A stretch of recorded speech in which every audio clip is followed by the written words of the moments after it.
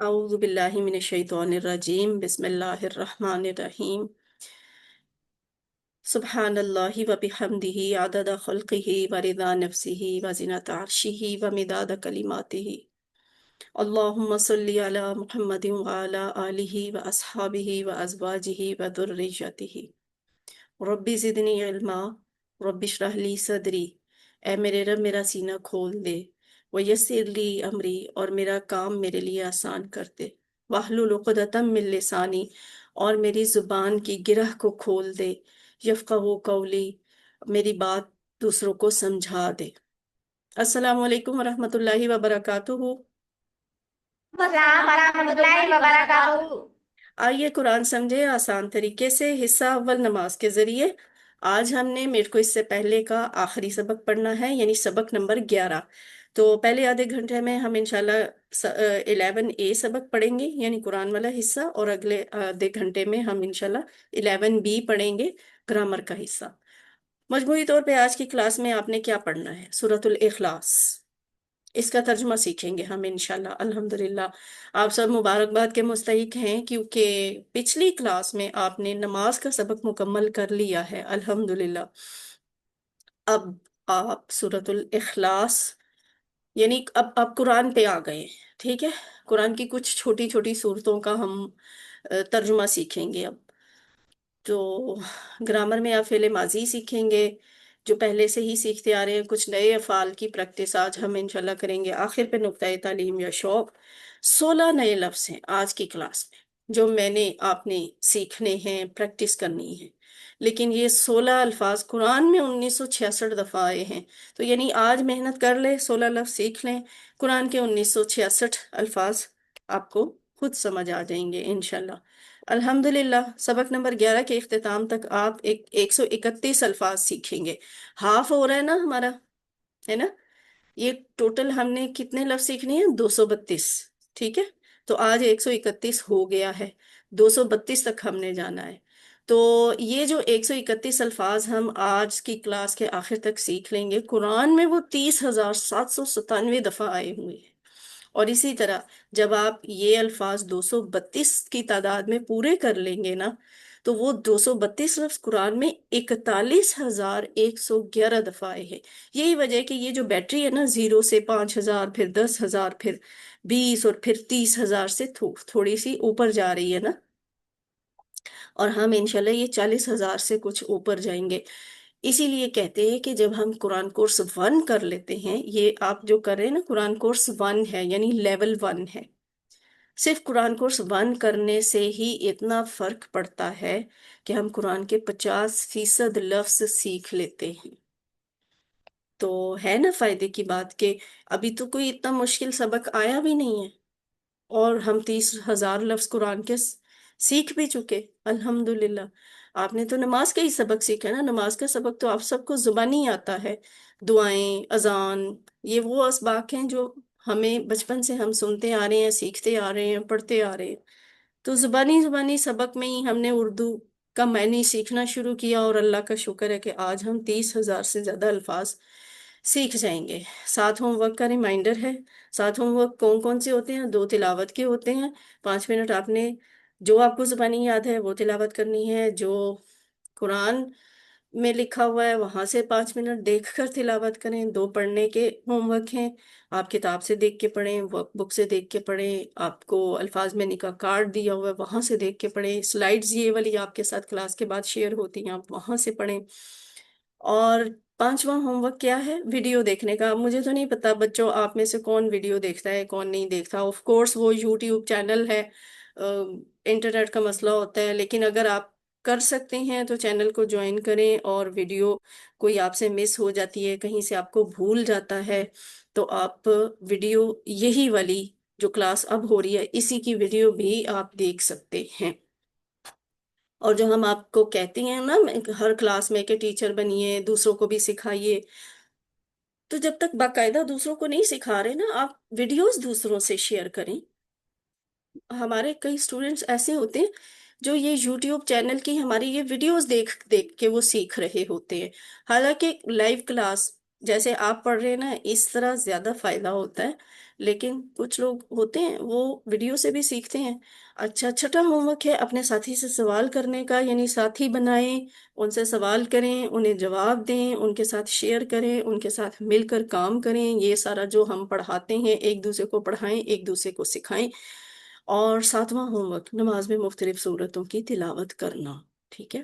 مختلف صورتیں پڑھیں اور ان کے ترجمہ پہ غور کرنے کی کوشش کریں۔ آپ منتخب ہیں، کیسے؟ اللہ نے قرآن سیکھنے کے لیے آپ کو منتخب کیا ہے، چن لیا آپ کو۔ کبھی رک کے سوچئے گا، ہم تو گناہ گار بندے ہیں، ہمیں نہ چنتا تو کسی اور کو چن لیتا، اللہ کی شان میں تو کوئی فرق نہیں آنا تھا نا۔ یہ تو میرے اور آپ کے لیے بہت بہتر ہوا کہ ہم نے یہ قرآن کو سیکھ لیا، سکھانا شروع کر دیا۔ تو ہم اللہ کا جتنا بھی شکر ادا کریں، کام ہے کہ اس نے ہمیں چنا ہوا ہے، تو بس اس چنے جانے کی قدر کریں، اس کو نظر انداز مت کریں۔ ربی زدنی علما کی دعا کثرت سے پڑھا کریں، واقعی علم میں اضافہ ہوگا۔ اور یہ بھی دعا کریں کہ اللہ قرآن کی کلاس میں قرآن کو سیکھنے میں ہم سب کی مدد کرے۔ پاکٹ بک، یہ آپ کے پاس الفاظ منی کا کارڈ ہے، اسے اپنے قریب رکھا کریں، پاس رکھا کریں۔ دن میں ایک دفعہ، دو دفعہ، تین دفعہ، چار، پانچ، چھ، سات، جتنی دفعہ آپ کے لیے جب آسانی ہو اسے نکالا، ایک نظر کھول کے دیکھ لیا۔ جب ذرا زیادہ وقت ملا، شروع سے لے کے اس کلاس تک، جو جس کلاس تک آپ نے پڑھ لیا وہ سارے الفاظ کے معنی دیکھ لیں۔ اور جب کم وقت ہے تو پھر آپ صرف اس کلاس کے الفاظ معنی بار بار دیکھ لیں جو کلاس آپ نے آخری دفعہ پڑھی ہو۔ تو آپ دیکھیں گے کہ آخری کلاس تک، کورس ختم ہونے تک، آپ کو ان سب الفاظ کے معنی بہت اچھی طرح پکے پانی یاد ہوئے ہوں گے۔ آج ہم نے چونکہ سورۃ الاخلاص پڑھنی ہے تو اس کا چھوٹا سا تعارف آپ کو دے دے۔ سورۃ الاخلاص ابتدائی سورت ہے، مکی سورت ہے، یعنی نبی صلی اللہ علیہ وسلم جب مکہ میں تھے، اور تب بھی شروع شروع کے دور میں جو بڑا سخت دور تھا، اس دور میں یہ سورت نازل ہوئی تھی۔ اس سورت کا نام ہے اخلاص۔ کیسے اخلاص؟ کیوں اخلاص؟ اس لیے کہ جو کوئی سمجھ کر پڑھے، اس پر ایمان لائے تو اس کا عقیدہ خالص ہو جائے گا۔ اور اللہ کو اپنے بندوں میں یہ ادا سب سے زیادہ پسند ہے کہ کسی انسان کا عقیدہ خالص ہو، یعنی وہ اللہ کے ساتھ کسی بھی طریقے سے شرک نہ کرتا ہو۔ لوگوں کے سوال، ہاں یہ صورت اس لیے بھی نازل ہوئی تھی کہ لوگ سوال کرتے تھے نبی صلی اللہ علیہ وآلہ وسلم سے کہ بھئی ہم تو بتوں کی پوجا کرتے ہیں، ہمیں پتہ ہے یہ لات ہے، یہ منات ہے، یہ عزا ہے، یہ ود ہے، یہ سوا ہے، ہمیں اپنے خدا نظر آتے ہیں۔ محمد صلی اللہ علیہ وآلہ وسلم، تم جس خدا کی عبادت کرنے کو کہہ رہے ہو وہ تو ہمیں دکھتا ہی نہیں ہے، تو ہم کیسے عبادت کریں، ہم کیسے اس کی پوجا پاٹ کریں؟ تو پھر معبود تو نظر آنا چاہیے نا، تو تم کہتے ہو وہ نظر نہیں آتا، تو پھر ہمیں بتاؤ معبود کیسا ہونا چاہیے؟ ان سوالوں کے جواب میں یہ والی صورت نازل ہوئی تھی، اور یہ صورت ان سوالوں کا بہترین جواب ہے۔ سورۃ الاخلاص ویسے نا بہت اہم بھی۔ سسٹر انم، آپ کا ہینڈ ریز ہے، آپ نے کچھ کہنا جی میڈم، میں نے یہ بتانا تھا، سر سے بات ہوئی ہے، وہ کہہ رہے ہیں کہ وینسڈے رکھ لیں۔ ہے؟ رکھ لیں؟ جی رکھ وینسڈے وینسڈے انہوں نے فائنل کر دیا ہے۔ ٹھیک ہے، فائنل ہے بھائی، ٹھیک ہے، اناؤنسمنٹ ہو گئی ہے، آپ کا مڈ کوئز ہوگا بدھ والے دن، تو جی تیاری کر لیں اچھی سی۔ اور باقی ڈیٹیل آپ کو آپ کے سینٹرز ہی شیئر کریں گے، مجھے کوئی آئیڈیا نہیں ہے کہ انہوں نے آپ کو مڈ کوئز کیسے کروانا ہے، آن لائن کریں گے یا کوئی پرنٹ پیجز آپ کے پاس آئیں گے۔ بہرحال آپ کا پرچہ جو ہے نا، امتحان آپ کا بدھ والے دن ہے۔ اچھا جی، یہ صورت بڑی اہمیت والی ہے۔ کیسے؟ نبی صلی اللہ علیہ وسلم کے ایک فرمان کے مطابق یہ صورت ایک تہائی قرآن کے برابر ہے، یعنی اگر قرآن کے آپ 3 حصے کریں تو ایسے ہے کہ 4 حصے کریں اور آپ کو لگے کہ یہ 3 حصے آپ نے قرآن پڑھ لیا، اتنا زیادہ قرآن پڑھنے کا ثواب ملتا ہے ایک دفعہ سورہ اخلاص پڑھنے سے۔ حضرت ابو درداء رضی اللہ تعالیٰ عنہ سے روایت ہے، نبی صلی اللہ علیہ وآلہ وسلم نے فرمایا، تم میں سے کوئی ایک رات میں قرآن کا تیسرا حصہ پڑھنے سے عاجز ہے، یعنی قرآن کو اگر 3 حصوں میں، ابھی آپ 3 حصوں میں ایسے کر لیں، 10 10 10 20 اور 10 30 30 پارے ہیں نا، تو ایک رات میں کوئی انسان 10 پارے پڑھ لے، یہ تیسرا حصہ ہو گیا۔ تو نبی صلی اللہ علیہ وسلم نے صحابہ سے پوچھا کہ کیا قرآن کا تیسرا حصہ پڑھنے سے، ایک رات میں پڑھنے سے کوئی عاجز ہے؟ تو صحابہ کرام کہنے لگے قرآن کا تیسرا حصہ کس طرح پڑھا جائے ایک رات میں؟ یعنی 10 پارے پڑھنا بہرحال مشکل کام ہے۔ نبی صلی اللہ علیہ وسلم نے فرمایا قل هو اللہ احد قرآن کے تیسرا حصہ کے برابر ہے، یعنی جو شخص ایک دفعہ سورۃ الاخلاص پڑھتا ہے اسے اتنا ثواب ملتا ہے، اتنا اجر ملتا ہے جتنا قرآن کا تیسرا حصہ پڑھنے کا اجر ہو۔ تو اس سے اندازہ ہوتا ہے کہ بڑی اہم صورت ہے۔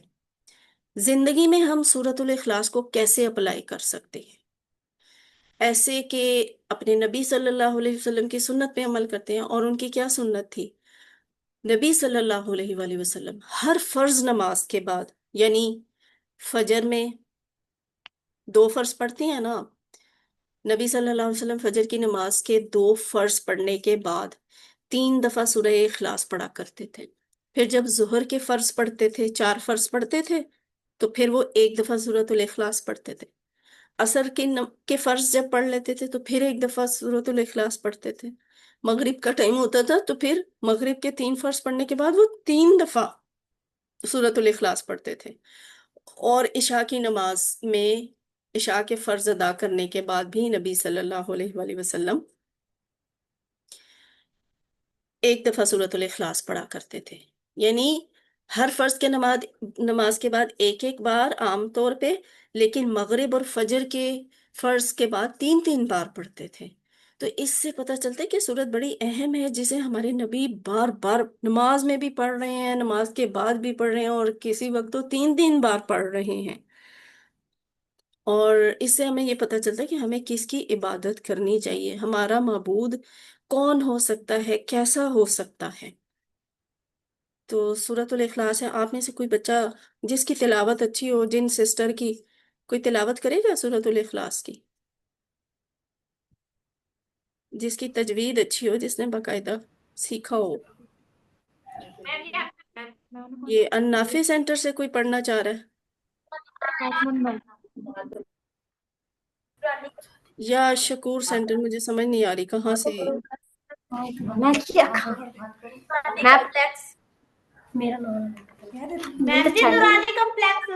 دورانی کمپلیکس چلیں بچے، ٹھیک ہے پڑھیں آپ۔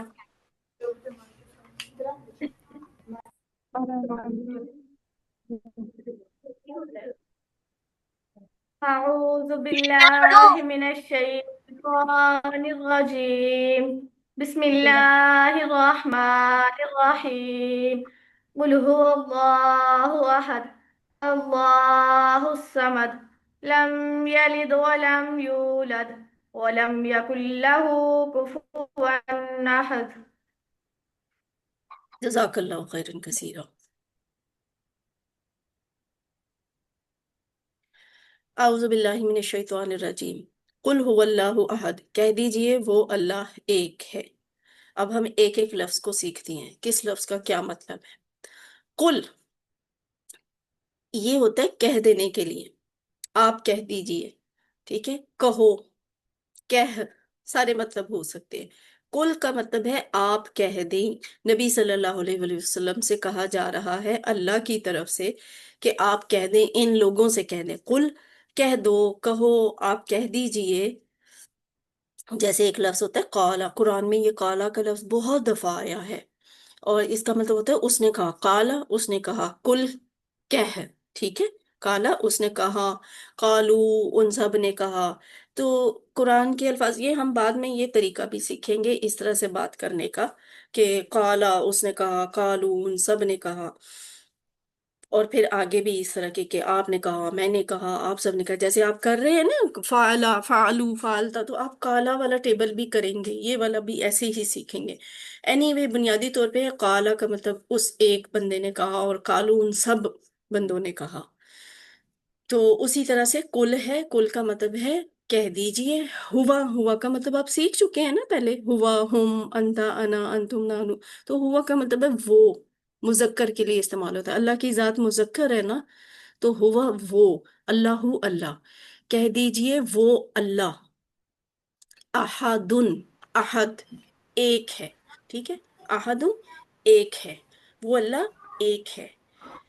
یہاں جو احد ہے نا، اس کا مطلب ایک بھی ہو سکتا ہے، کہیں پہ اکیلا بھی کہا جا سکتا ہے، تنہا بھی ہوتا ہے۔ ایک کے معنی میں یہ لفظ صرف اللہ کے لیے استعمال ہوتا ہے، ٹھیک ہے۔ تو احدن، اللہ ایک ہے۔ قل هو اللہ احد، کہہ دیجئے وہ اللہ ایک ہے۔ آپ نے اسٹڈی کر لی، مطالعہ کر لیا، اب اس بات پہ غور کریں، اسے محسوس کریں، تصور میں لے کے آئیں، اللہ کون ہے اور وہ ایک ہے، اس کے ایک ہونے کا مطلب کیا ہے۔ پھر دل سے دعا، احتساب، لین اور تبلیغ کے لیے آپ کو بہت کچھ خود بخود ملے گا۔ یہ جو بات ہم نے سیکھی نا قرآن کی، کہ وہ کہہ دیجئے وہ اللہ ایک ہے، کیسے ایک ہے؟ اللہ تعالیٰ چار خصوصیات کے لحاظ سے اکیلا ہے، واحد ہے، کوئی اس کے جیسا نہیں۔ مطلب چار کیا ہیں؟ ذات، صفات، حقوق اور اختیارات۔ ذات میں اللہ تعالیٰ کیسے ایک ہیں؟ ذات میں وہ اکیلا ہے، یکتا ہے، یعنی اس کا کوئی رشتہ دار نہیں، کسی بھی قسم کا کوئی رشتہ دار نہیں ہے۔ بیٹا، بیٹی، بیٹے، بیوی، ماں باپ، بہن بھائی، چچا، ددیالی ننیالی، رشتے، کوئی رشتہ نہیں ہے۔ ایسا ایسی کوئی ہستی دنیا میں نہیں پائی جاتی سوائے اللہ کے، ٹھیک ہے۔ سب کے رشتہ دار ہوتے ہیں، سب کے کوئی بلونگنگز ہوتی ہیں، کوئی نہ کوئی فیملی ٹرمز ہوتی ہیں، بس اللہ ہے جس کا کوئی رشتہ دار نہیں ہے۔ اس لیے اللہ ذات میں ایک ہے، اکیلا ہے، کوئی بیٹا بیوی نہیں رکھتا وہ۔ پھر دوسری بات، صفات میں یکتا ہے، یعنی صفات میں اکیلا ہے۔ کیسے؟ صفات میں جتنی بھی خوبیاں ہوتی ہیں نا، دیکھنا ایک خوبی ہے، سننا ایک خوبی ہے، کوئی بات جان لینا ایک خوبی ہے، ہر خوبی کے لحاظ سے اللہ تعالیٰ ایک ہے، اس کے جیسا کوئی بھی نہیں ہے۔ دیکھیے جیسے میں ٹیچر ہوں نا، یہ ایک خوبی ہے، تو آپ کہیں کہ اس خوبی والے تو اور بھی بہت ہیں، بہت سارے لوگ پڑھاتے ہیں، مجھ سے زیادہ اچھا بہت اچھا لوگ پڑھانے والے ہوں گے، ہے نا، پڑھاتے ہیں، اچھا پڑھاتے ہیں، میرے جیسا بھی بہت سے پڑھاتے ہیں۔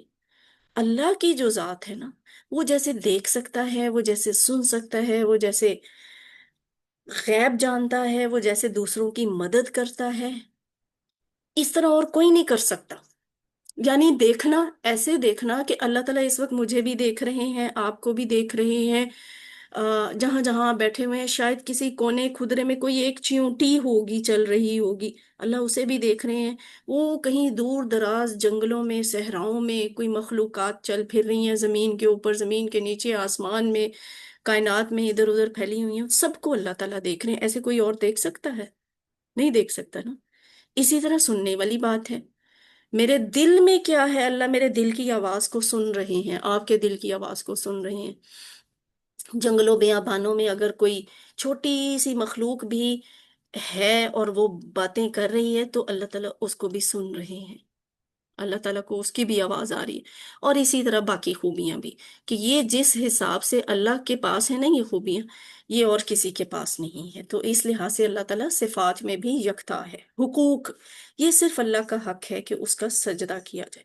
ظاہر ہے ذات میں وہ اتنا مختلف ہے، صفات میں وہ ایسا ہے جیسا اس کے جیسا اور کوئی نہیں ہے، تو پھر یہ حق بنتا ہے ایسی ہی ذات کا، پتہ چل جاتا ہے کہ ہر طرح کا اختیار اور قدرت اس کے پاس ہے، تو پھر یہ اسی کا حق ہے نا کہ اس کو سجدہ کیا جائے، اس کی عبادت کی جائے۔ سجدہ اللہ کے علاوہ کسی کے لیے جائز نہیں ہے، عبادت اللہ رب العزت کے علاوہ کسی کا حق نہیں ہے، یہ کسی کو نہیں دینا چاہیے۔ چوتھی بات اختیارات کی ہے، کہ پھر اختیارات میں بھی اللہ ایک ہیں، اللہ کے جیسا اختیار کسی کے پاس نہ ہے، نہ ہمیں کسی اور کو دینا چاہیے۔ مطلب حلال اور حرام کا اختیار، یہ حلال ہے، یہ حرام ہے، یہ میں نہیں کہہ سکتی، آپ نہیں کہہ سکتے، دنیا کا کوئی شخص یہ بات نہیں کہہ سکتا کہ فلاں چیز حرام ہے اور فلاں حلال، یعنی ہم کسی چیز کو حلال اور حرام قرار نہیں دے سکتے۔ حلال اور حرام ہمیں اللہ کی ذات سے پتہ چلے گی، اس کے احکامات کے مطابق، اس کے نبی اپنی سنت اور قرآن کے ذریعے، کتابوں کے ذریعے، وحی کے ذریعے وہ ہم تک وہ علم پہنچا کے جائیں گے کہ یہ اللہ نے حلال کیا ہے، یہ اللہ نے حرام کیا ہے۔ کوئی چیز حلال اور حرام قرار دے دینا کسی بھی انسان کا اختیار نہیں ہے۔ قانون سازی، قانون بنانا بھی اللہ کا کام ہے۔ قانون ہمیں اللہ کی ذات نے دیا ہے، نبیوں کے ذریعے ہم تک پہنچا ہے، تو یہ صرف اللہ کا حق ہے اور کسی کا حق نہیں ہے۔ یہ نہیں ہو سکتا کہ کوئی ملک، کوئی حکومت، کوئی ریاست، کوئی شخص سب کے اوپر بادشاہ بن کے بیٹھ جائے اور وہ کہے کہ قانون صرف وہ ہوگا جو میں بتاؤں گا۔ نہیں، قانون صرف وہ ہونا چاہیے جو اللہ کے احکامات سے ہمیں پتہ چلتا ہے۔ بادشاہ، ریاست، حکومت، بندے، انہوں نے تو اس قانون کو اپلائی کرنا ہوتا ہے، عمل درآمد کروانا ہوتا ہے، قانون بنانا نہیں ہوتا۔ بنا کے اللہ نے دے دیا ہے، تو یہ اللہ کا اختیار ہے کہ وہ قانون بنائے۔ تو ذات، صفات، حقوق اور اختیارات، یہ وہ چار خصوصیات ہیں جن میں اللہ کی ذات یکتا ہے۔ یہ جو اتنی سی بات ہم کہتے ہیں نا، قل هو اللہ احد، کہہ دیجئے وہ اللہ ایک ہے، اس کا اتنا گہرا مطلب ہے اللہ اتنی با اختیار ذات ہے۔ جب ہم اس بات کو سمجھتے ہیں پھر دل سے دعا نکلتی کہ اے اللہ مجھے توفیق دے کہ میں ان سب باتوں میں تجھے یکتا، ایک، اکیلا، تنہا مانوں، یعنی اس میں پھر میں کسی کو شریک نہ ٹھہراؤں۔ احتساب کریں اپنا، پھر میں کتنی دفعہ دن میں نفس کی منمانی کرتا ہوں یا شیطان کی بات مانتا ہوں۔ یعنی ابھی میں کہہ رہی ہوں کہ اللہ ایک ہے، اور جب کوئی برا خیال آتا ہے، شیطان ہم سے کچھ برا کروانا چاہتا ہے اور ہم وہ کر بھی لیتے ہیں، تو مطلب تو یہ ہوا نا کہ ہم اللہ کو ایک نہیں اپنے عمل سے ثابت کر رہے۔ ہم اپنے عمل سے تو ثابت کریں نہیں، میرا نفس بھی میرے پہ حکمران ہے، شیطان بھی میرے پہ حکومت کر سکتا ہے، تو احتساب بھی کرنا ہے۔ جب ہم اس آیت کو پڑھ لیں، سمجھ لیں، تو پھر اس پہ غور کریں اور اپنا احتساب کریں، پھر پلان بنائیں کہ نفس اور شیطان کی اطاعت سے نکلنے کا منصوبہ کیا ہے۔ ٹھیک ہے، مطلب ایسے کام، ایسا ماحول، یہ سب کچھ ہم نے نہیں کرنا جس سے ہمیں شیطان اور نفس کی بات ماننے کی طرف ترغیب ملے۔ تبلیغ کیا ہے؟ یہ بات ہم نے دوسروں کو بھی بتانی ہے۔ قل هو اللہ احد کا ترجمہ بھی دوسروں کو بتانا ہے، اور یہ جو اس سے ہمیں پیغام ملا ہے، ہم نے یہ بھی لوگوں کو بتانا ہے کہ اللہ ذات میں، اللہ صفات میں، اللہ حقوق میں اور اللہ تعالیٰ اختیار میں اکیلا ہے، اس میں کسی بھی قسم کا شرک شامل نہیں کیا جا سکتا۔ اب سارے ایک دفعہ اس کو ذرا کوئکلی دہرائیں۔ قل هو اللہ احد، کہہ دیجئے وہ اللہ ایک۔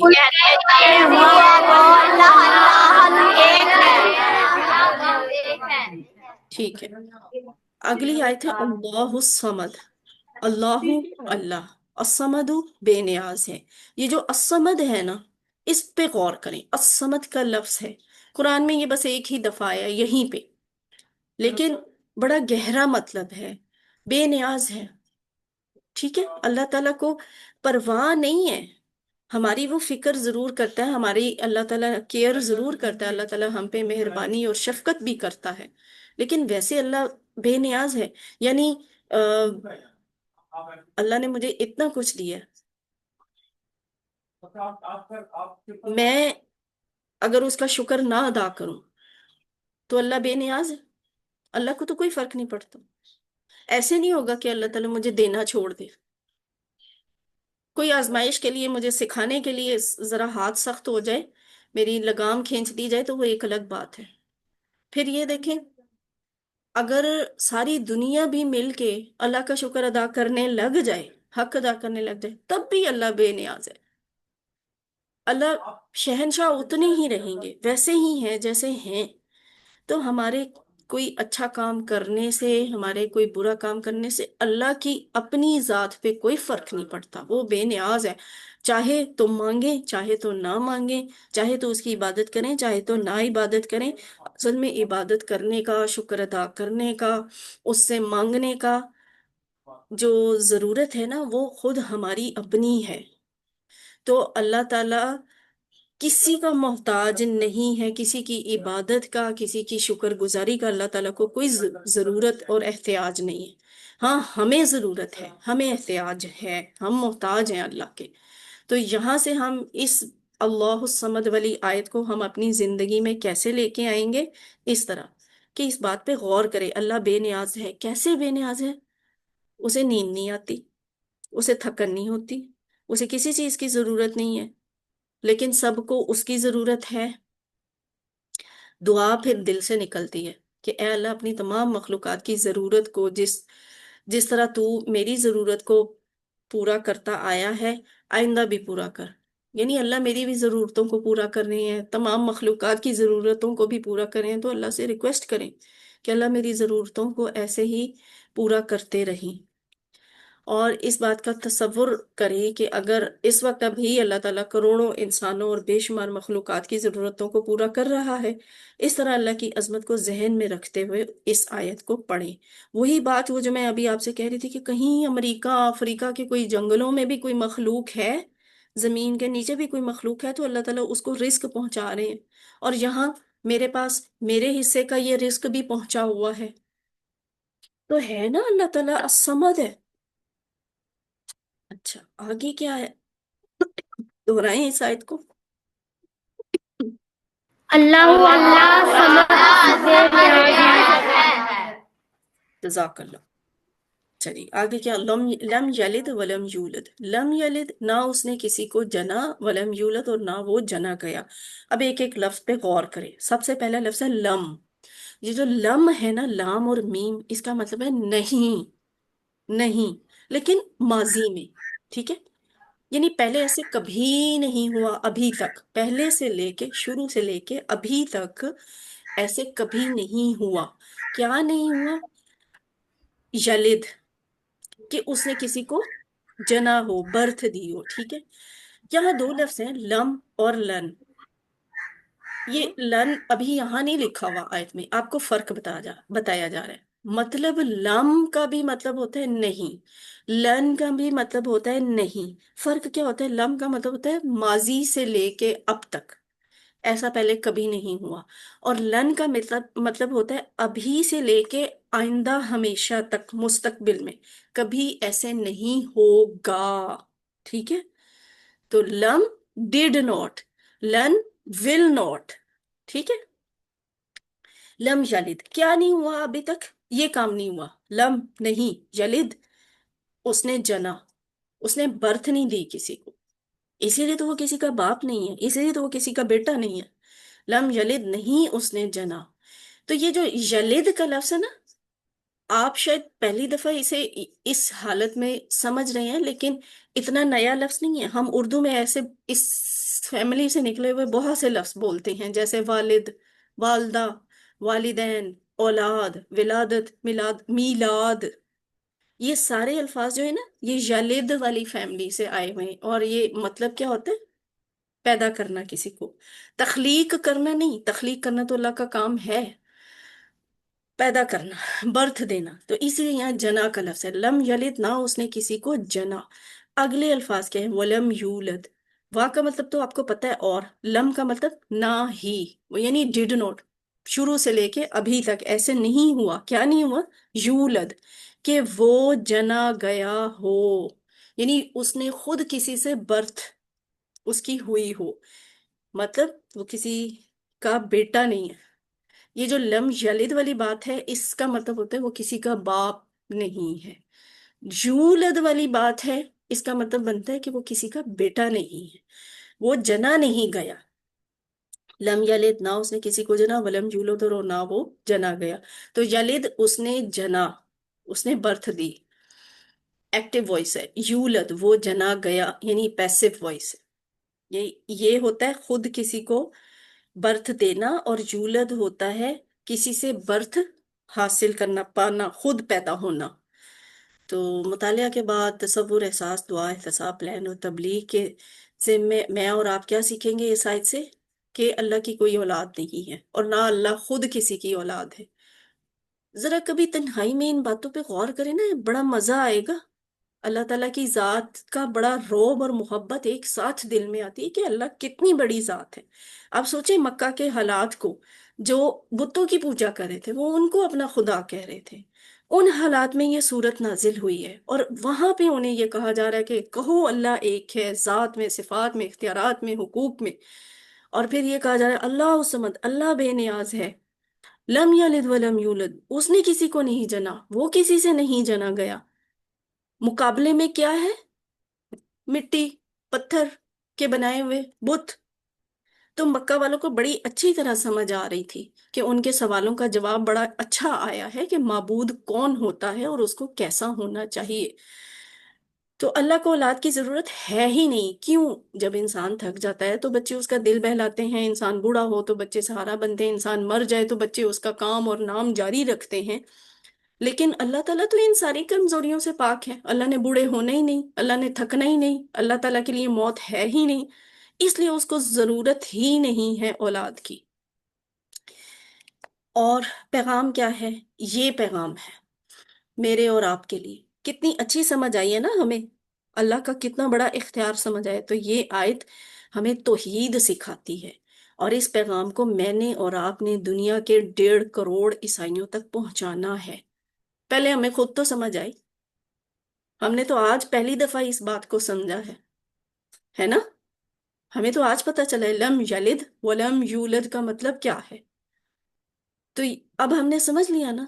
मेरे और आप पर लाजिम है कि हम इसको ईसाइयों तक पहुंचाएं, क्योंकि बाकी भी गैर मुस्लिमों तक, सब तक पहुंचाना है। ईसाइयों का यहाँ पे खास तौर पे जिक्र ही इसलिए है कि वो अल्लाह का बेटा मानते हैं किसी को, और ये बात गलत है। उन्हें ये फर्क समझाना है कि भाई तुम अल्लाह ताला का बेटा कैसे तसव्वुर कर सकते हो। अल्लाह को तो बेटे की जरूरत ही नहीं है। किसी तरह से साबित ही नहीं होता कि वो किसी का बाप हो या वो किसी का बेटा हो। लम यलिद वलम यूलद, दोहराएं इसे। लम यलिद वलम यूलद। आखिरी आयत, वलम यकुन लहू कुफुवन अहद। वलम यकुन, और नहीं है, लहू उसका, कुफुवन हमसर, अहद कोई। वलम यकुन, ये 3 लफ्ज हैं, ठीक है। वा का मतलब और, लम का मतलब नहीं, यकुन का मतलब है, ठीक है। वलम यकुन, और नहीं है, लहू उसका, उसकी, उसके, उसके लिए, उसको, ये सारे मतलब इसके हो सकते हैं। और आपने लहू का टेबल पहले बड़ी अच्छी प्रैक्टिस की हुई है। वलम यकुल लहू, और नहीं है उसका या उसके लिए, कुफुवन। कुफु लफ्ज पे गौर करें, पहली दफा आप पढ़ रहे हैं और कुरान में ये एक ही दफा यहीं पे आया है। तो कुफुफ का मतलब क्या होता है? बराबर, हमसर, जो आपके इक्वल हो, आपके जैसा हो, किसी खास बात में बराबर हो। यानी अगर मेरी तालीम इतनी है, खास तालीम है, उतनी ही तालीम किसी और की भी। मेरे पास इतनी दौलत है, इतना माल है, इतना इल्म है, इतनी सलाहियत है, तो वो किसी और के पास, जाहिर है बहुत सारे लोगों के पास होती हैं उतनी। तो ये बराबरी है, हम सर बराबरी। वलम यकुन लहू कुफुवन, और नहीं है उसका हम सर, कुफुवन बराबर। ये जो रिश्ते वगैरह लड़कियों के लड़कों के तय किए जाते हैं ना, तो इस्लामी तालीमात के मुताबिक, हदीस के मुताबिक, वहां भी कुफुव का लफ्ज इस्तेमाल होता है। कुफुव, बराबरी, यानी लड़की का खानदान, लड़के का खानदान बराबर हूं। कैसे बराबर हूं? लड़की की, लड़के की तालीम, उनके अ, माली सूरत हाल, उनकी समाजी सूरत हाल, खानदानी सूरत हाल, बहुत ज्यादा फर्क नहीं होना चाहिए, एक जैसे होने चाहिए। बहुत अमीर, बहुत गरीब, बहुत पढ़ा लिखा, बहुत कम पढ़ा लिखा, इस तरह के बड़े बड़े फर्क जो है ना, वो मुआशरे में बिगाड़ लेके आते हैं। तो हमें इस्लामी तालीमात भी ये दर्स देती हैं कि अपने जैसे लोगों में रिश्ता करना चाहिए। तो वहां पे जो अल्फाज है ना, कुफुफ के इस्तेमाल होते हैं, बराबरी, ये वही वाला लफ्ज है कुफुफ, हमसर, बराबर। अहदुन, कोई एक, एक, अहद एक, कोई भी इसका मतलब होता है। वलम यकुल लहू कुफुवन अहद, और नहीं है उसका हमसर कोई। देखिए पहली आयत में अहद का लफ्ज आया था तो आपने कहा कहो वो अल्लाह एक है। अब यहाँ पे है वलम यकुल्लहु कुफुवन अहद, नहीं है हमसर कोई, उसका कोई। तो ये आपने उर्दू के लिहाज से इसको कर लिया। वैसे अहद का मतलब एक अकेला ही होता है। तो यहाँ पे अहद का लफ्ज सिर्फ अल्लाह के लिए है, और अहदुन जो यहाँ पे आया है वो यानी कोई भी ऐसा नहीं है, कोई एक भी उसके जैसा नहीं है। مطالعہ کے بعد ہم اس کو اپنی زندگی میں کیسے لے کے آتے ہیں کہ اللہ کی عظمت کا تصور کریں. اللہ کی عظمت اتنی ہے کہ دور دور تک بھی اس کے جیسا عظیم کوئی نہیں نظر آتا، نہ ذات کے لحاظ سے، نہ صفات کے لحاظ سے، نہ حقوق اور نہ اختیارات کے لحاظ سے. تو پھر یہاں پہ مجھے اور آپ کو سوچنا ہے، کیا میرے ذہن میں کوئی اور بھی ہے جس سے میں ڈرتا ہوں، مجھے کسی اور سے امیدیں وابستہ ہیں، میں کسی اور کو بھی طاقتور سمجھتا ہوں؟ یہ آپ نے اور میں نے الگ سے سوچنا ہے. اگر ہم ایسا کرتے ہیں تو خدا نخواستہ ہم شرک کر رہے ہیں. ہمیں خالص کرنا ہے اپنا عقیدہ، کسی سے امید نہ رکھیں، اللہ کی ذات کے سوا کسی کا ڈر نہ رکھیں. اللہ کے علاوہ کوئی طاقتور نہیں ہے. پھر دعا کریں، اے اللہ تو میرے لیے کافی ہو جا، یعنی میری حفاظت کرو اور میری ضرورتوں کو تو ہی پورا کر. اب اس کو دہرائیں، وَلَمْ يَكُنْ لَهُ كُفُوًا أَحَدٌ. ولم يكن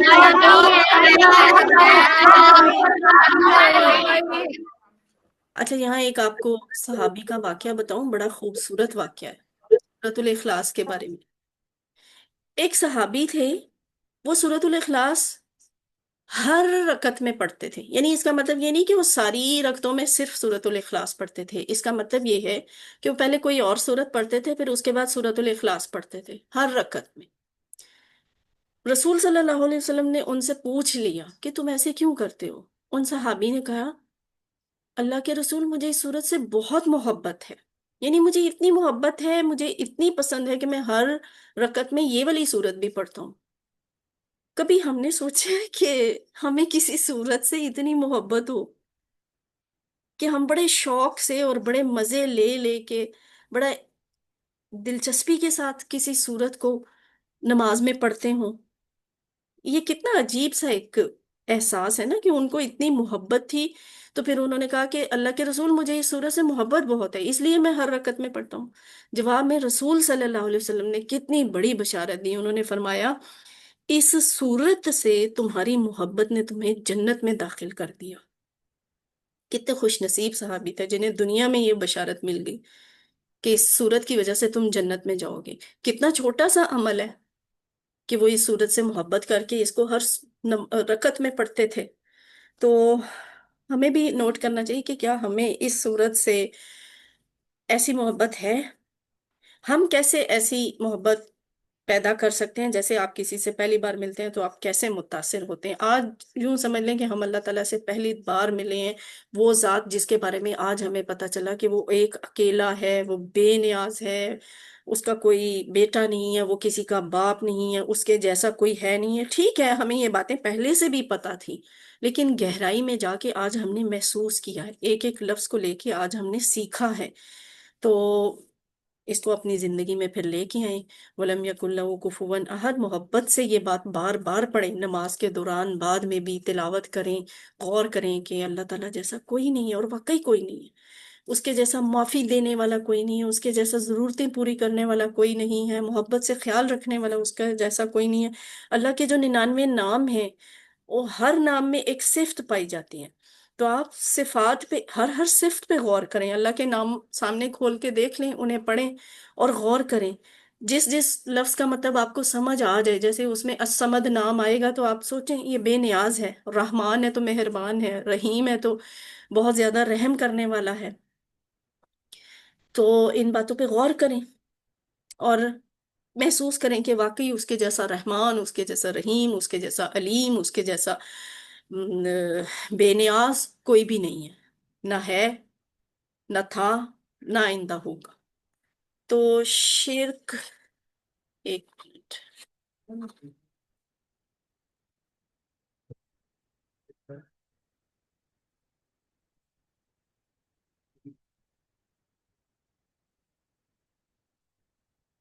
شرک اور دوسرے گمراہیوں کی گندگی اور گمراہی پر بھی غور کریں، اللہ کا شکر ادا کریں. کیا شکر کہ اس نے صاف پکی سچی بات ہم تک پہنچائی، ہمیں کائنات کا بتایا کہ کائنات کا مالک کون ہے، کیسا ہے، وہ ہم سے کیا چاہتا ہے. اور اگر خدا نخواستہ مجھے یا آپ کو یہ والا پیغام نہ ملا ہوتا کہ کائنات کا خالق اور مالک ایک ہے، واحد ہے، اس کے ساتھ کوئی شریک نہیں ٹھہرایا جا سکتا، تو آپ سوچیں خیالات کی گمراہی اور گندگی کے ڈھیر میں ہم پڑے ہوتے، یعنی ہم ہندو ہوتے، سکھ ہوتے، عیسائی ہوتے، یہودی ہوتے، کمیونسٹ ہوتے، ستاروں کی آگ کی پوجا کرنے والے ہوتے، سوچنے کو بھی دل نہیں کرتا، خوف آتا ہے نا۔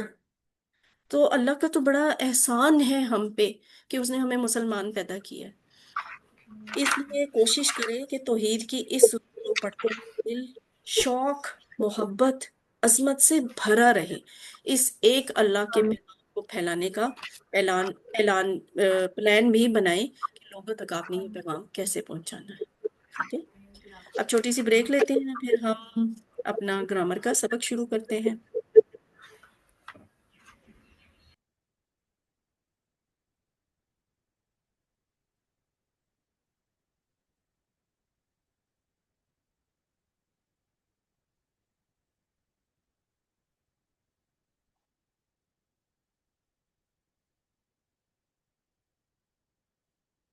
لائٹ نظر آ رہی ہے سب کو؟ جی اچھا جی، شروع کریں؟ تھک گئے؟ میں نے بڑی پیاس لگی تھوڑی ہے۔ چلے جی، ایکٹیو ہو جائے، تھکاوٹ کو ذرا بھگا دیں۔ اب آپ کا ٹائم شروع ہو گیا، میرا ٹائم کم، آپ کا ٹائم، آپ نے پریکٹس کروانی بھی ہے، کرنی بھی ہے۔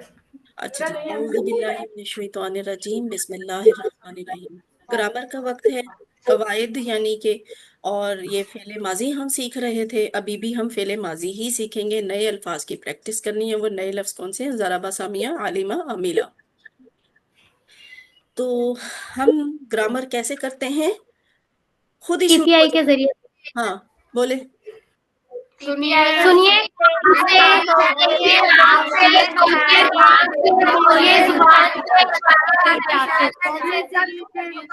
لفظ کی کتنی قسمیں ہوتی ہیں؟ کون کون سی؟ اسم کیا ہوتا ہے؟ کسی کا نام فعل کیا ہوتا ہے؟ اور حرف کیا ہوتا ہے؟ اسم کی پہچان کیا ہوتی ہے؟ اسم کی پہچان کیا ہوتی ہے؟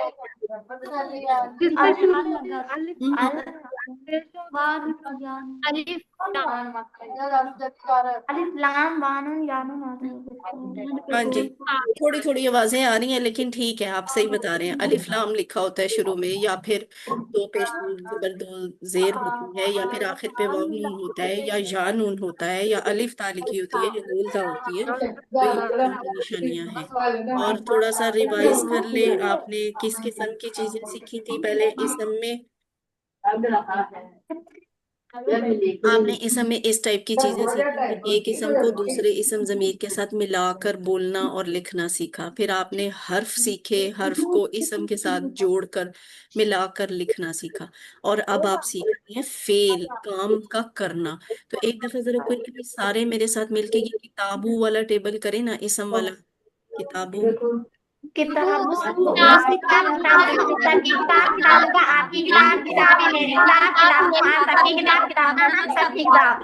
ایسے اس کی اردو کیا بنتی ہے؟ کتابو ہو، اس کی کتاب، اس کی کتاب، ان سب کی کتاب، آپ کی کتاب، میری میری کتاب، آپ سب کتاب، کی آپ سب کتاب، کی ہم سب کتاب، کی ہم کتاب۔ سب۔ اچھا، اگلا کالم ہے حرف والا، حرف کو اسم ضمیر کے ساتھ جوڑا ہوا ہے نا، منہو، اس سے۔ آگے آپ سب میرے ساتھ مل کے کریں، منہو اس سے، منہو اس ہم سے سب سے، منہوں آپ سے، منہوں آپ سے، منہی مجھ سے، منہوں ہم سب سے، منہا ہم سب سے۔ ٹھیک ہے۔ اور آخری کالم کون سا ہے جو آج کل ہم کر رہے ہیں؟ فعل پھر ماضی، یعنی فعل، اس نے کیا، فعلو سب نے کیا، کس نے کیا، فعلتم فالتو سب نے کیا، فالتا آپ نے کیا، فالتو میں نے کیا، فالتو آپ سب نے کیا، فالنا ہم سب نے کیا۔ تو ہم کر رہے ہیں فعل، یعنی ورب کر رہے ہیں۔ یہ بات آپ سارے ہی جانتے ہیں کہ عربی میں اکثر فعل جو ہیں وہ تین حروف سے مل کر بنتے ہیں، جیسے فا عین لام کو جوڑ کے ایک فعل بن گیا، فا تا ہا کو ملا کر ایک فعل بن گیا، اور اسی طرح باقی جو نیچے لکھے ہوئے ہیں۔ فعل کی کتنی قسمیں ہوتی ہیں؟ حرف لفظ کی تو تین قسمیں ہوتی ہیں نا، اسم، فعل، حرف۔ تو فعل کی کتنی قسمیں ہیں؟ کون کون سی؟ फेल माजी फेल मुजारे फेल अमर। शाबाश। अच्छा एक मजे की बात बताऊं, फेल माजी तो होता है, ठीक है, फेल मुजारे जो है ना, ये और फेले अमर, ये एक ही खानदान के हैं, ठीक है। आगे जाके आप कहेंगे फेल की दो किस्में होती, एक फेल माजी और एक फेल मुजारे। ये जो अमर आएगा ना, ये मुजारे के अंदर चला जाएगा, ठीक है। तो बहरहाल है, ये फर्क क्या है माजी में, मुजारे में और अमर में? माजी पीछे वाला काम जो हो चुका हो, मुजारे जो जो अभी हाल तक में है और मुस्तकबिल में है, यानी अभी तक हुआ नहीं है, हो ही रहा है या आइंदा होगा। और फिर अमर कौन सा है? किसी को कोई हुक्म देना या किसी से कोई दरखास्त करना। तो हम अभी मुजारे और अमर नहीं सीख रहे, ये भी सीखेंगे, ठीक है, इंशाल्लाह ये भी सीखेंगे। फिलहाल हम फेले माजी सीख रहे हैं। और नाफे वालों का ना माइक ऑन है, एक्स्ट्रा ना बोले, माइक बेशक ऑन रखें लेकिन गैर जरूरी बात ना करें। फेले माजी जो हो गया, तो हमने ये किया था, चले सारे मिलके करते हैं। पाला उसने किया, उसने किया, पाला उसने किया, उसने किया, उसने किया, पाला उसने किया, पाला उसने किया। शाबाश, जजाकल्ला, बहुत अच्छी प्रैक्टिस है आप सबकी। अब सारे मिलके जवाब दे, हल फाला, नमन हल किया फालू, उन सब ने किया। हल फालता, किया मैंने किया। हल फाल तुम। किया। ठीक है, शाबाश। ये कॉन्सेप्ट हमने पिछली क्लास में सीखा था, शई उन, शई अन, सईदुन, जईदन की शक्ल में। आज हम एक नया लफ्ज सीखते हैं, खैरुन। हम जो उर्दू में बोलते हैं, पंजाबी में भी बोलते हैं, इवन सराइकी में भी बोलते हैं, खैर है, ठीक है, खैर वो यहीं से बना हुआ है, खैर। खैर क्या होता है? ठीक होना, बेहतर होना, अच्छा होना, तो भलाई होना। खैरुन और खैरन, ठीक है। खैरुन क्या है? ये दो पेश पे खत्म हो रहा है ना, ऐसे लफ्ज को हम कहते हैं ये इसम की असली हालत है, यानी करने वाला। इसम अपनी असली हालत में जब होता है तो वो दो पेश पे खत्म होता है। इसम जब दो जबर या दो जेर की शक्ल में होता है ना, तो ये उसकी असली हालत नहीं है, ये उसकी बदली हुई हालत है। और यहाँ पे वो होता है ऑब्जेक्ट के तौर पे, यानी उस वो खुद काम नहीं कर रहा होता, उसके ऊपर काम का असर पड़ रहा होता है, तो इसलिए इसे ऑब्जेक्ट कहते हैं। अभी आप देखें, अगर हम कहें ना हल फाला खैरन, तो भलाई के ऊपर असर पड़ रहा है, यानी क्या उसने भलाई की, तो हम कहेंगे नाम फाला खैरन, ठीक है। अच्छा आगे अब आप सारे मिलके करें, हल फालू खैरन, हल फालता खैरा, हल फालतुम खैरा। शाबाश, ठीक है। अच्छा ये, इसको आप खैरन भी कह सकते हैं, खैरा भी कह सकते हैं। अरबी में होता है कि जहाँ पे बात खत्म होती है वहां पे वक्फ कर देते हैं, तो दोनों तरह से बोला जा सकता है, फर्क नहीं है कोई, मैनी में फर्क नहीं आता। अच्छा आज का सबक क्या है? आज हमने सीखने, जैसे आपने फाला, फालू, फालता, फालतू, फालतुम, फालना की है ना, आज आप करेंगे जराबा, और जराबा का सारा टेबल, फिर सामिया, सामिया का सारा टेबल, आलिमा, आलिमा का तमाम टेबल, अमीला, उसका भी सारा टेबल। जराबा का मतलब क्या होता है? उसने मारा, ठीक है, मारा, जर्ब लगाई। सामिया, उसने सुना। और आलिमा, उसने जाना। आमिला, उसने अमल किया, ठीक है। अब देखते हैं, एक एक को अलग अलग से देखते हैं। ये जो लफ्ज है ना जर्ब, जर्ब का मतलब होता है मारना। कुरान में कहीं कहीं पे ना जरब का लफ्ज लिख के मसल का लफ्ज भी होगा, मिसाल का लफ्ज होगा, अमसाल का लफ्ज होगा, मिसलू का लफ्ज होगा, अरबी में कहीं पे आपको नजर आएगा। जब जरब के फौरन बाद मसल, मिसाल जैसे अल्फाज लिखे हो, तो उसका मतलब फिर मारना नहीं होगा, उसका मतलब होगा उसने मिसाल बयान की। अकेला जर्ब होगा ना, तो फिर उसका मतलब मारना होगा, ठीक है, अकेला जर्ब लिखा हो। तो ज़ाराबा, उसने मारा, मैं आपको पहले करके दिखाऊंगी फिर आपने करना है। ज़ाराबा, उसने मारा। ज़राबू, उन सब ने मारा। ज़राबता, आपने मारा। ज़रबतु, मैंने मारा। ज़रबतुम, आप सब ने मारा। ज़रबना, हम सब ने मारा। यहाँ फर्क देखिए, ज़्वाद रा बा इसके रूट लेटर हैं, हरूफे मादा, यानी असल लफ्ज क्या है? ज़्वाद रा बा। तो इसमें बाद में तब्दीली आ रही है, ज़राबा को उठा के यहाँ लिख दिया, वाव अलिफ डाल दिया तो ये जमा बन गई। फिर जरब के ही लफ्ज है, आगे ता ज़बर ता डाल दी तो ये वाला लफ्ज बन गया ज़रबता, आपने मारा। उस ता ज़बर ता को आपने तापेश तू के साथ बदला तो मैनी मैं में आ गया, मैंने मारा। हमने जरब के लफ्ज के साथ तुम ऐड कर दिया तो आप वाला मैनी हो गया, ना ऐड किया तो हम वाला मैनी। यानी तब्दीली बाद में आ रही है। ये देखिए, वाव अलिफ ता ज़बर ता, तापेश तू, तापेश मीम तुम, नून ज़बर अलिफ ना। तो ये माजी की निशानी है, बाद में तब्दीली आना। शुरू में असल हुरूफ का आ जाना और बाद में नए अल्फाज का शामिल होना, ये फेले माजी की निशानी। मैं एक दफा फिर करवाती हूँ, फिर आपने प्रैक्टिस करनी है। दराबा उसने मारा, जराबू आप सब उन सब ने मारा, जरबता आपने मारा, जरबतु मैंने मारा, जरब तुम आप सब ने मारा, जरबना हम सब ने मारा। अब जरा अल करीम सेंटर, अल करीम सेंटर से कोई करवाए इसको। ज़राबा उसने मारा, ज़राबू उन सब ने मारा, ज़रबता आपने मारा, ज़रबतु मैंने मारा, ज़रब तुम आप सब ने मारा, ज़रबना हम सब ने मारा। शाबाश, वेल डन सिस्टर, बहुत अच्छा करवाया, वेरी गुड। अब ये आप सबने मेरे साथ मिलके करना है। हल ज़राबा, क्या उसने मारा? अच्छा, मैं आपको एक बात बताऊं, मारना अच्छी बात नहीं है आम तौर पे, ठीक है? तो हम इसका जवाब ना नहीं से देंगे। नहीं, नहीं उसने नहीं मारा। तो जब माजी में नहीं कहना हो ना, माजी के लिए, तो माँ का लफ्ज इस्तेमाल होता है, ठीक है? माँ जबर अलिफ माँ का मतलब है नहीं, लेकिन ये माँ सिर्फ माजी के लिए आता है, ठीक है? माँ दाराबा, उसने नहीं मारा। हल दाराबू, क्या उन सब ने मारा? माँ माँ ज़राबू उन सब ने नहीं मारा।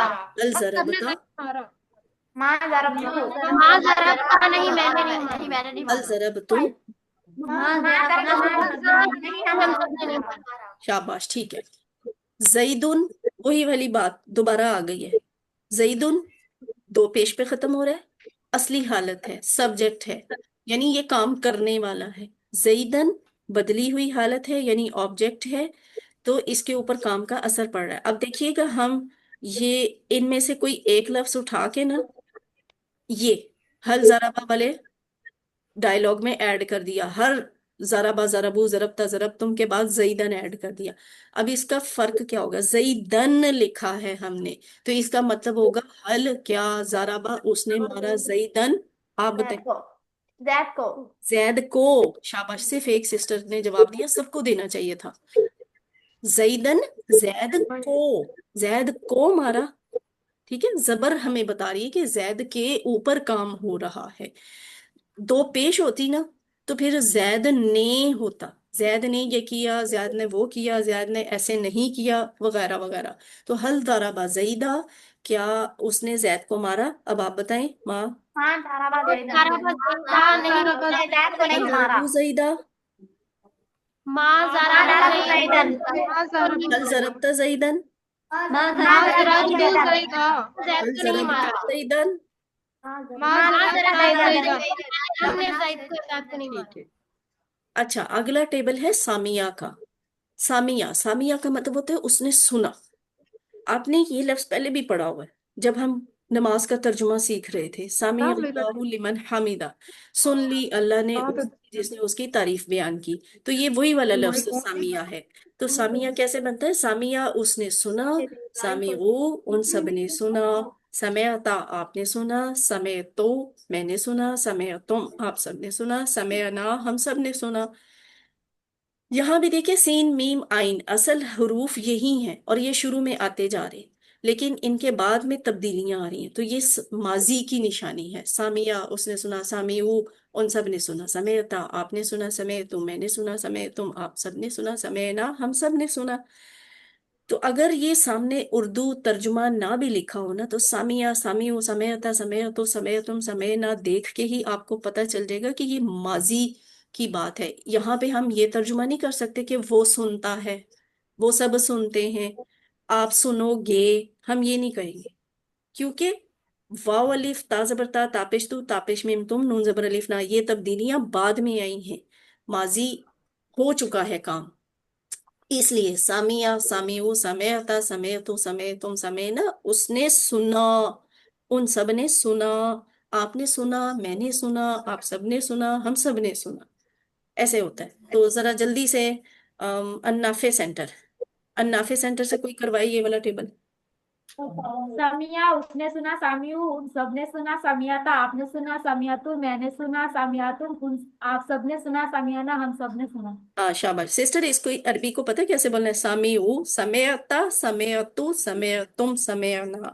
ٹھیک ہے، ویسے آپ نے صحیح کروایا ماشاء اللہ. حل سمیع، سارے مل کے جواب دیں. حل سمیع. نعم سمیع اس نے سنا. اب دیکھیں یہاں ماں نہیں لکھا ہوا، یہاں نام لکھا ہوا ہے. مینی کا کیا فرق ہوگا؟ جی ہاں اس نے نام سنا. کا مطلب ہے نہیں اور ماں کا ہاں بالکل، ماں کا مطلب ہے نہیں اور نام کا مطلب ہے ہاں. اگر میں جی آپ سے ہاں. کہوں نا کہ آپ نے نہیں میں جواب دینا ہے تو پھر آپ نام نہیں لکھیں گے، آپ ماں لکھیں گے. ایسے بھی تو ہو سکتا ہے اس نے نہ سنا ہو تو پھر کہیں گے ماں سمیع، ماں سمیعو، ماں سمیعتا، سمیعتو، ماں سمیعنا.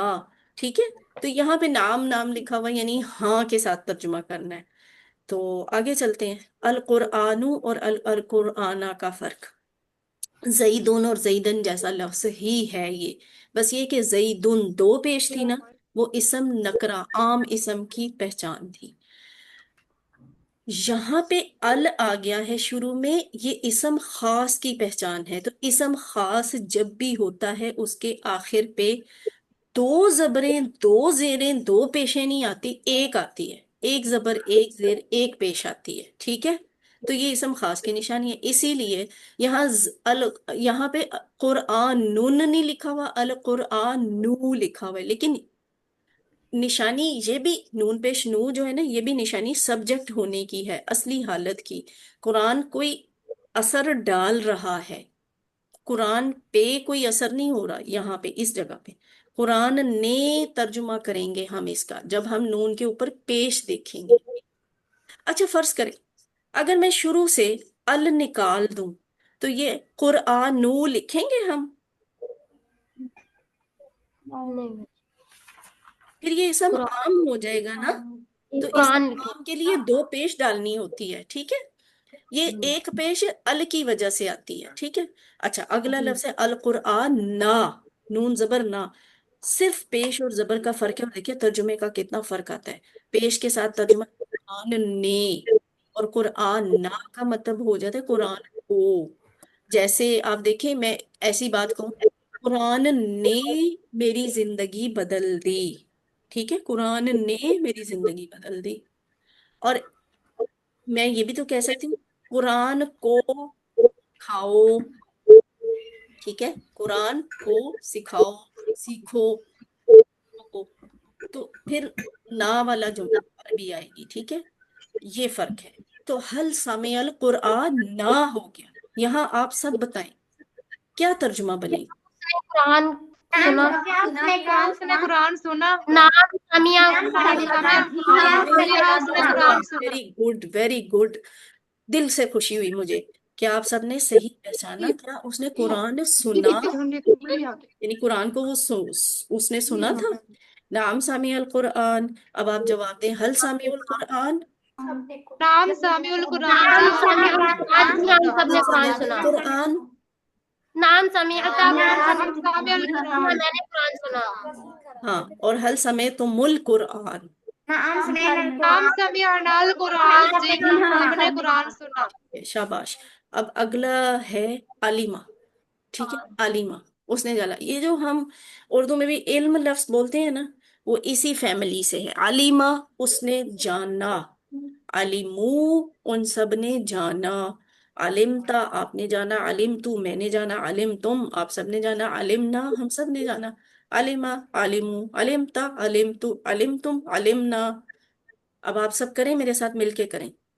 عالمہ اس نے جانا، عالمہ اس نے جانا، علمکم سب نے جانا، علمتا آپ نے جانا، علمتم میں نے جانا، علمتم آپ سب نے جانا، علمنا ہم سب نے جانا. شاباش. اور اسی طرح امیلا کا ٹیبل ہے. دیکھیں علم لکھنے میں بولنے میں، امل لکھنے میں بولنے میں تھوڑا سا فرق ہے. کیا فرق ہے؟ یہاں لام پہلے آتی ہے، میم بعد میں آتی ہے، اور اس کا مطلب ہوتا ہے جاننا. ٹھیک ہے. اور یہاں پہ میم پہلے آ جاتی ہے، لام بعد میں آ جاتی ہے، اور اس کا مطلب ہوتا ہے کوئی کام کرنا. ٹھیک ہے. عمل کرنا. تو عاملہ اس نے عمل کیا، عملو ان سب نے عمل کیا، عملتا آپ نے عمل کیا، عملتو میں نے عمل کیا، عملتم آپ سب نے عمل کیا، عملنا ہم سب نے عمل کیا. آسان ہے نا؟ آپ سارے مل کے کرتے ہیں، کریں.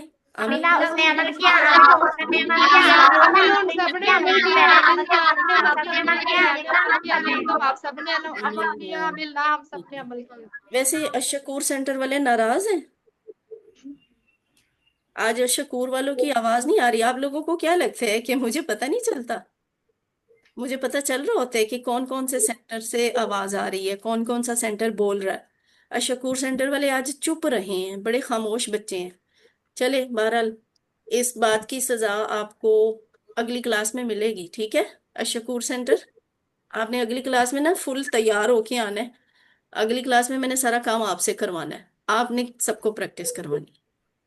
نقطۂ تعلیم دیکھ لیں. نقطۂ تعلیم ہے چوتھا ہوم ورک، اور وہ کیا ہوتا ہے؟ کتاب سے پڑھنے کا. محمد صلی اللہ علیہ وسلم قرآن کے معلم یعنی سکھانے والے بنا کر بھیجے گئے تھے. تو کیا میں یا آپ یہ بات نہیں چاہتے کہ ہم بھی ان کے اسٹوڈنٹ بنے؟ ظاہر ہے ہم چاہتے ہیں نا کہ ہمارے ٹیچر حضور صلی اللہ علیہ وآلہ وسلم ہو اور ہم ان کے اس اسٹوڈنٹ بنے. تو ہم کیسے بن سکتے ہیں؟ ان کے اسٹوڈنٹ کس طرح بنا جائے؟ حضرت ابو درداء رضی اللہ تعالیٰ عنہ سے روایت ہے، وہ کہتے ہیں کہ میں نے رسول صلی اللہ علیہ وآلہ وسلم کو یہ فرماتے ہوئے وہ کہتے ہوئے سنا. آپ نے فرمایا جو شخص علم کی تلاش میں نکلتا ہے اللہ اس کے لیے جنت کا راستہ آسان کر دیتے ہیں. آپ علم کی تلاش میں آئی ہیں نا گھر سے سینٹر میں، تو اللہ نے آپ کے لیے جنت کا راستہ آسان کیا، اور فرشتے علم حاصل کرنے والے کے لیے اپنے پر بچھا دیتے ہیں اس کام کی خوشی میں جو وہ کر رہا ہے. کتنی مزے کی بات ہے. مجھے اور آپ کو محسوس ہی ہوا، اور فرشتے میرے اور آپ کے لیے پر بچھا کے بیٹھے ہوئے تھے کہ یہ تو قرآن کا علم حاصل کریں. تو یہ علم حاصل کرنے کی اتنی بڑی فضیلت ہے.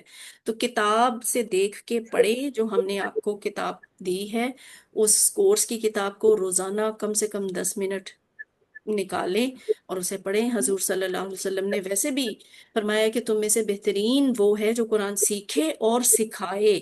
تو جو آپ سیکھ رہے ہیں دوسروں کو بھی سکھائیں. اس لیے چوتھا ہوم ورک ہمارا یہ ہوتا ہے کہ ہم نے کورس کی کتاب کو روزانہ 10 منٹ کم از کم ضرور اسٹڈی کرنا ہے، مطالعہ کرنا ہے، اور پھر یہ دعا کرنا ہے کہ اللہ تعالیٰ ہمیں ان بہترین لوگوں میں شامل کر دے. کون بہترین؟ جو قرآن سیکھتے بھی ہیں اور دوسروں کو سکھاتے بھی ہیں. تو الحمدللہ ہمارا آج کا ٹارگٹ مکمل ہوا ہے. جو آپ نے سیکھا ہے اسے دوسروں تک سکھائیں، پہنچائیں، کیونکہ یہ سکھانا آسان ہے. اور اگر آپ کو یہ ٹیچر بننے کے لیے ٹریننگ چاہیے تو انشاءاللہ وہ بھی ملے گی. اللہ سے دعا ہے کہ وہ ہمیں قرآن کو پڑھنے، سمجھنے، غور کرنے، یاد کرنے، عمل کرنے اور پھیلانے کی توفیق دے. سبحان اللہ و بحمدہ، سبحانك اللهم وبحمدك اشهد ان لا اله الا انت الا انت نستغفرک و نتوب الیک. اب آپ نے اگر کوئی سوال کرنا ہے تو آپ سوال کریں، ورنہ کلاس ختم کرتے ہیں.